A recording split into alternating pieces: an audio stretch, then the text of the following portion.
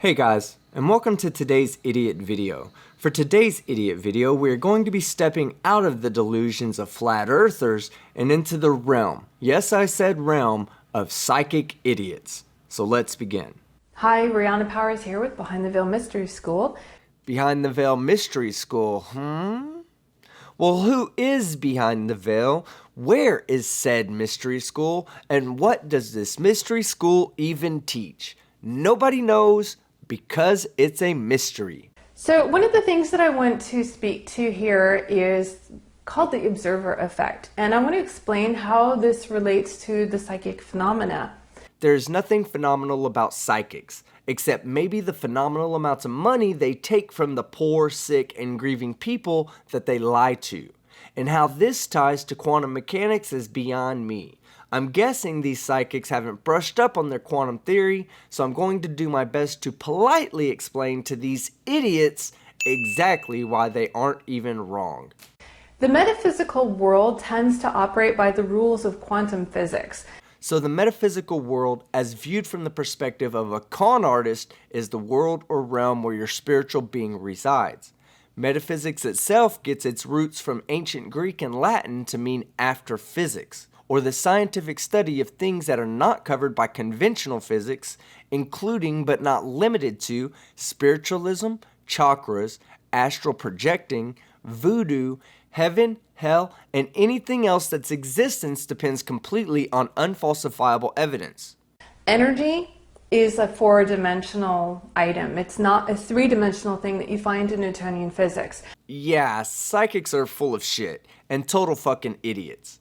Energy is not four-dimensional in science. By definition, energy is the ability for a system to do work. In metaphysical or nonsensical science, the four dimensions of energetic horseshit are as follows. 1. Physical energy, which is dictated by how you currently feel. 2. Mental energy, which is your intellectual power. 3. Emotional energy, which, contrary to how it sounds, does not actually deal with your emotions, but your ability to control your emotions and not be emotional. For instance, when flat earthers get triggered by science, it's because they have low emotional energy. And finally, 4. Purposeful energy, which is the energy derived from finding meaning in our life. None of this energy is measurable, however, nor does it conform to any branch of science's conventional understanding of what energy actually is. It literally exists solely in the third eye of the beholder's bullshit beliefs. Rihanna Powers, you're an idiot. And one of the things that happens in quantum mechanics is that energy responds to the intention of the observer, and it's called the observer effect. You're a total fucking idiot and a really shitty psychic. If you really had psychic powers, then you would have seen how wrong you are in advance. The observer effect is by far the most misunderstood phenomenon in quantum physics. The idea is that a conscious observer directly affects the outcome of an experiment. But to observe anything, there must be an interaction of at least two quantum systems, resulting in information being revealed about the particle's nature. For instance, if you want to know the position of an electron by shining a light on it, the act of the light interacting with the electron collapses the electron's superposition, and it then becomes a measurable particle.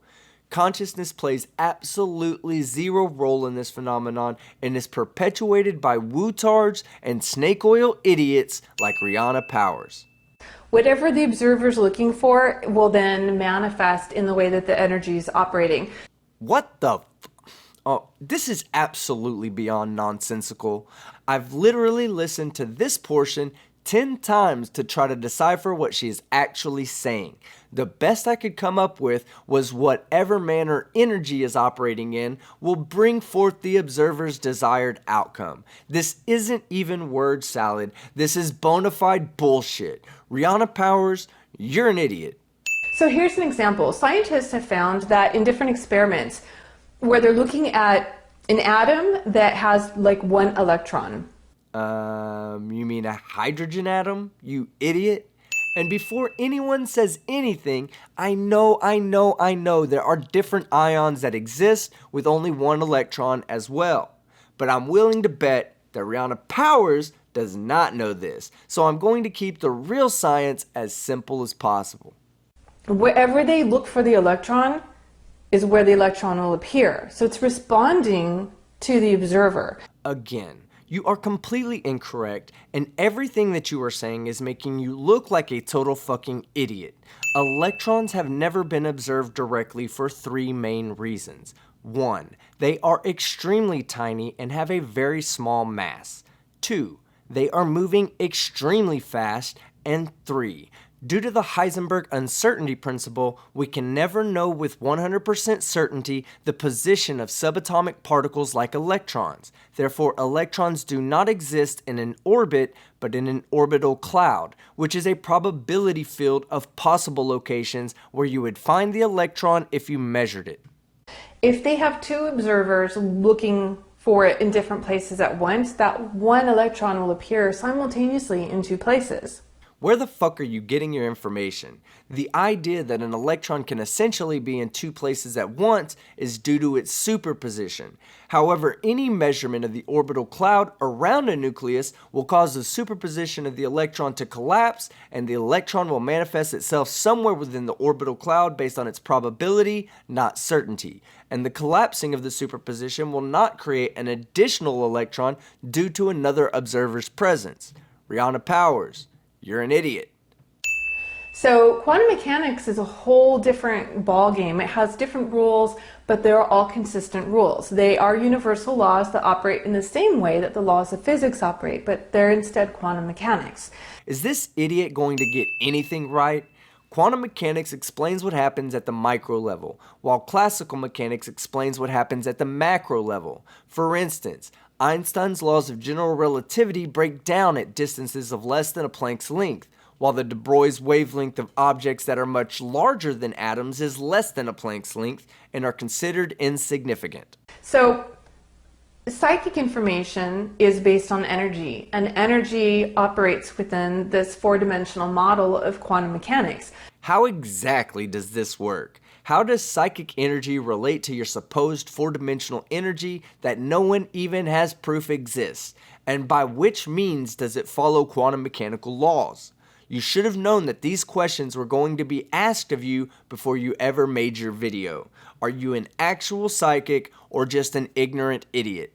So the way that this translates to psychic work is that when a psychic is doing a reading in front of an audience, for example, and the audience is filled with haters and skeptics and just venomous people that are very, very negative and close-minded. Don't you mean people like me who don't believe your bullshit and think you're nothing more than a predatory, low-level thieving idiot?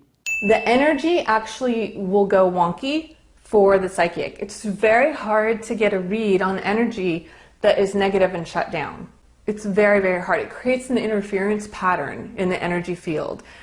Oh my god, you are so fucking off that you're not even fucking wrong. You didn't even describe what kind of interference pattern you are getting, constructive or destructive.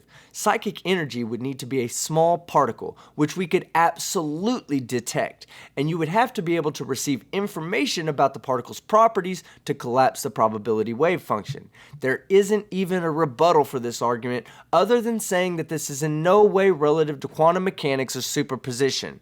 Rihanna Powers, you're a fucking idiot. Conversely, if you are doing a reading in front of an audience that is relaxed and open-minded, they can be skeptical, but as long as they're receptive and open-minded, it allows the energy to flow comfortably. I swear I'm getting dumber as I go on. Rihanna Powers, please stop trying to be Deepak Chopra. While I like to listen to Deepak while meditating, he has absolutely no idea what quantum mechanics really is, and neither do you. Let me explain. And if you are a physicist listening to this, before you judge my example, keep in mind I'm explaining it to an idiot. In quantum mechanics, unmeasured subatomic particles remain in superposition with wave-like properties until they are measured.